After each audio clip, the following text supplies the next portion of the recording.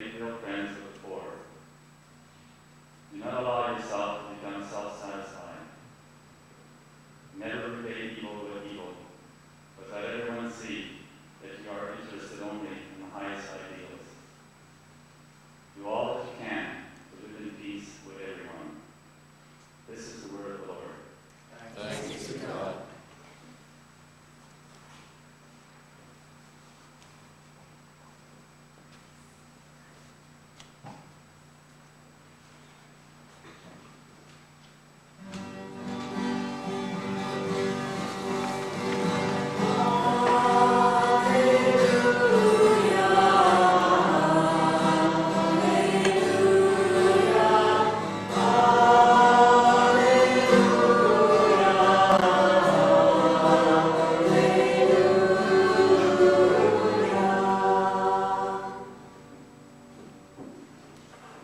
The Lord be with you. And also with you. A reading from the Holy Gospel according to Mark.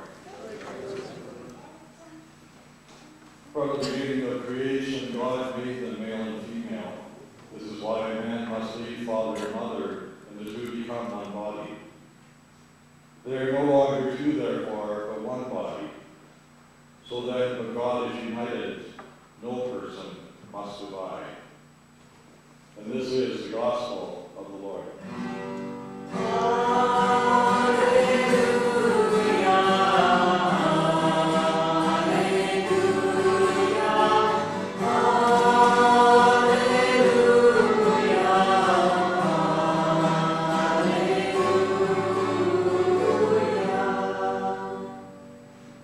Please be seated.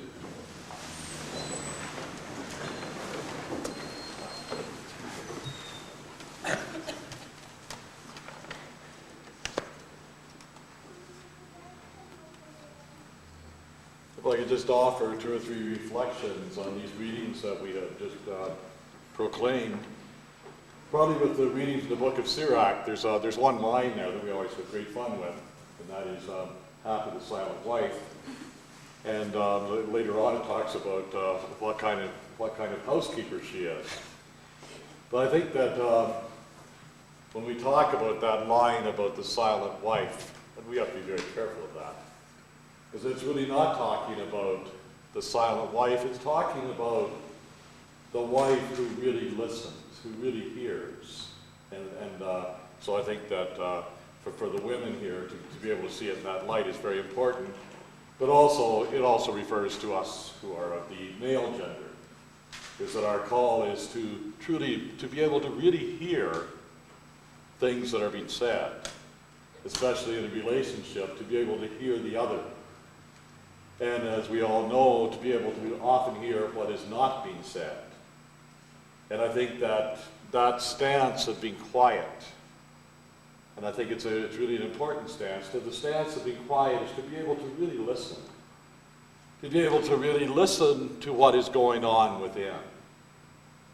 And so that I can come to know the movements of my heart, that I can come to know the movements of my mind. And to recognize that often is that God will speak to me through what is going on in my mind and in my heart.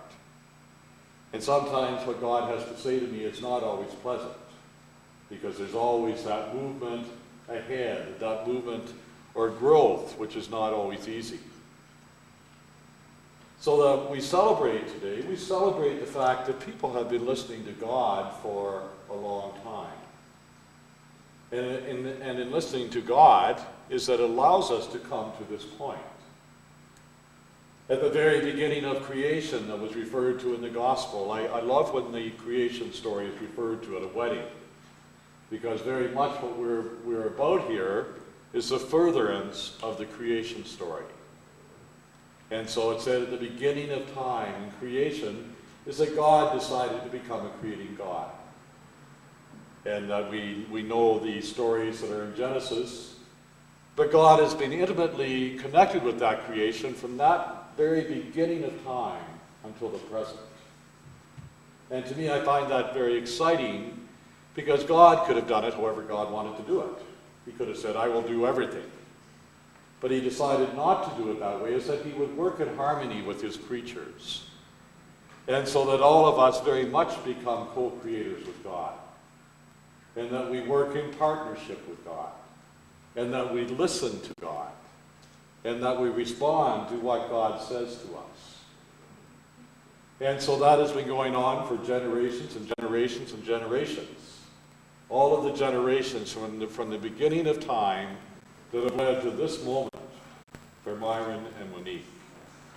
And especially on this day, it's a very special time for you, Myron and Monique, to be grateful. To be grateful especially for your parents. To be grateful for grandparents. To be grateful for brothers and sisters. Because all the actions that we do, all the actions that we perform, they can either be co-creating actions with God, or they can be selfish actions. And so to be grateful that I've come to know the two of you well enough, and I can say that, is that there has been many co-creating moments in your lives through the way that others have participated in your lives that have led to this point. So above all, on this day, to be grateful. And so we know all the events that have led to this point. And as far as the unfolding of the creation story, is that we can speculate what your married life is going to be. We can speculate what it might be like 20 years from now, 30 years from now.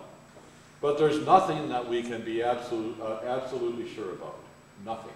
Except that God who has sustained all of those generations to this point, is that we can count on that God, that he will continue to sustain you in your relationship, and that it will unfold as it should.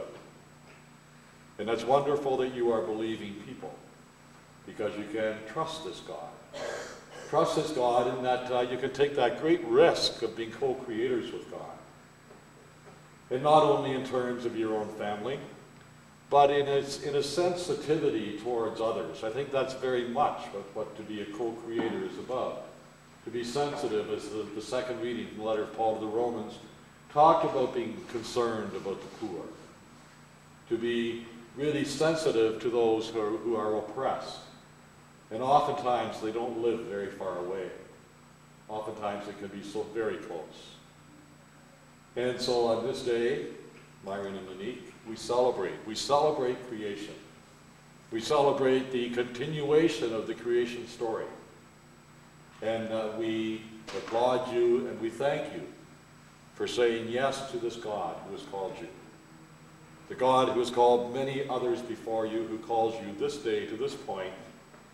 And as the years go by, we trust that you will be back where parents are and others will be up here. And that the story will keep going, and always a newness to it. I think that's a little bit scary. The newness to the story is always a bit scary, and yet that is where the incredible excitement is that there will be no marriage that has ever been quite the same as yours, no family that will ever be quite the same as yours. And so we celebrate that, and so that we can allow all that to continue happening, I'll invite you to come forward and pronounce vows and do those other things we do at wedding ceremonies. If I could ask the congregation to remain seated for this part, and if we can get in our places.